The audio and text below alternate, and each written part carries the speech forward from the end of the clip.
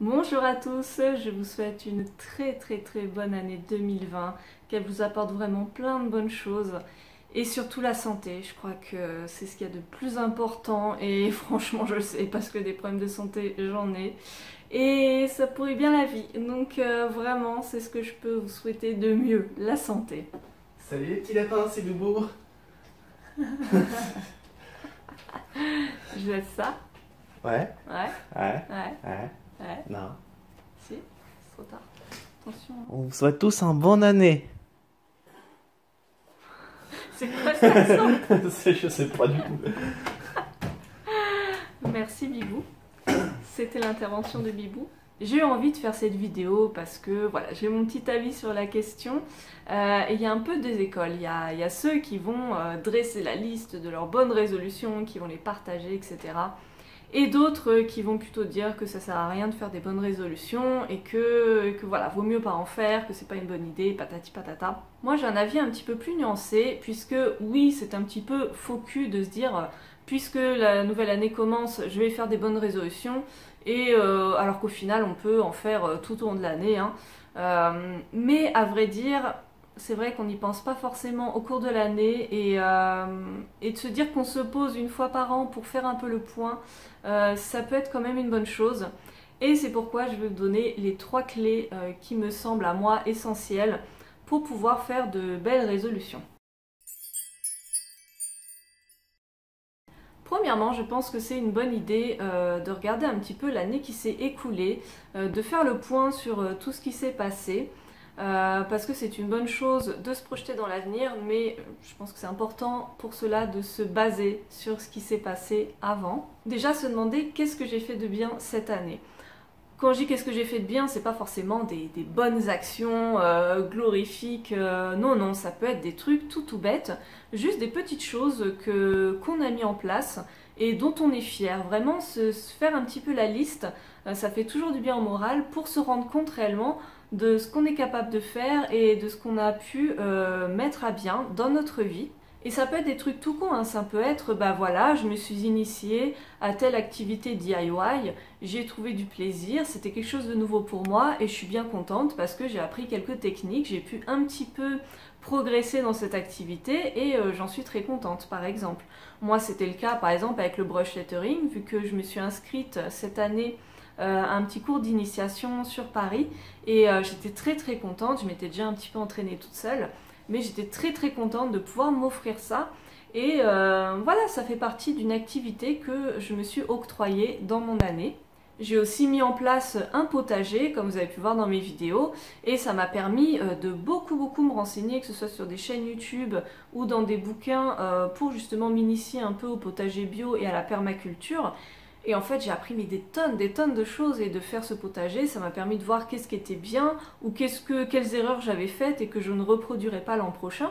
Et toutes ces choses, ben, c'est plutôt agréable de voir que voilà, j'en étais capable et que j'ai pu voilà, voir mes petites plantes pousser et tout. C'est des choses plutôt positives qui se sont passées dans mon année. J'ai aussi repris mes études, c'est pas une mince affaire, hein. Donc j'étais documentaliste et je me suis mise dans un Master 1 de communication.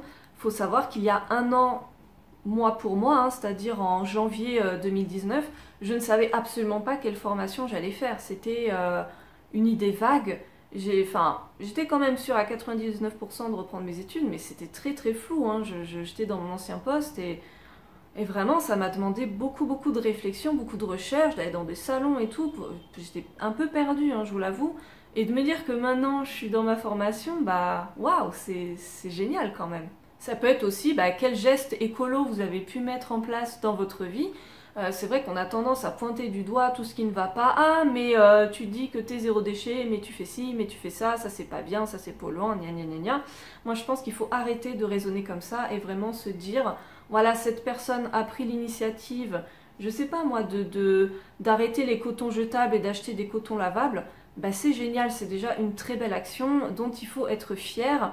Et de se dire, bah voilà, on a fait ça en 2019, bah on va faire un autre pas en 2020 et peut-être même 2-3, on sait pas, et c'est déjà génial. Autre chose, se poser la question sur toutes ces choses qu'on n'a pas faites alors qu'on s'était promis de les faire.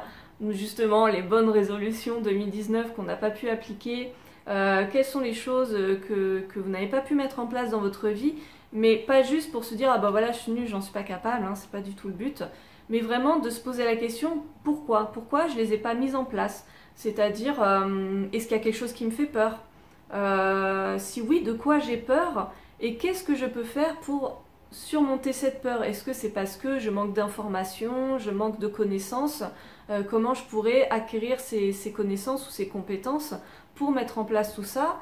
Est-ce que c'est un manque d'organisation, ça m'arrive aussi. Moi je peux vous dire que y a plein de choses que j'ai commencé, surtout dans tout ce qui est DIY, je m'intéresse à énormément de choses, mais finalement je m'éparpille et je commence plein de trucs et je le finis pas forcément. Donc ça aussi je me dis c'est un problème aussi d'organisation et aussi de priorisation, parce qu'au final bah non, je n'ai pas 3 vies en une seule et au bout d'un moment c'est aussi à moi de me dire mais je ne peux pas tout faire, donc prioriser. Deuxième clé très importante, oubliez les projets inatteignables, les choses qui sont impossibles à réaliser. C'est souvent le point faible des bonnes résolutions. On se met on se fait des phrases toutes faites qui finalement n'ont aucun sens dans nos vies. Si vous avez des grosses résolutions à mettre en place dans votre année, je pense que le plus important c'est surtout de les découper en sous-points. Par exemple, je vous donne un exemple qui me concerne absolument pas, arrêter de fumer. J'ai jamais fumé de ma vie, mais je sais très bien que c'est hyper dur d'arrêter de fumer. Si notre seule résolution c'est arrêter de fumer, ça peut paraître hyper lourd à gérer et pas vraiment atteignable. Peut-être que la meilleure façon de procéder c'est de se dire ok, je vais arrêter de fumer. Eh ben, premièrement, je vais me renseigner sur tout ce qui peut m'aider à arrêter de fumer.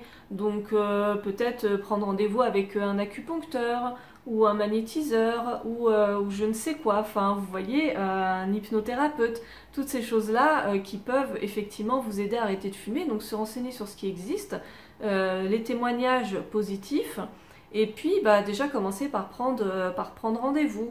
Et voilà, mettre tout en place plein de petites choses qui dans votre quotidien vont vous aider à réaliser votre objectif. C'est pareil pour une perte de poids, ça sert à rien de se dire ah ben allez hop, je vais perdre 10 kilos.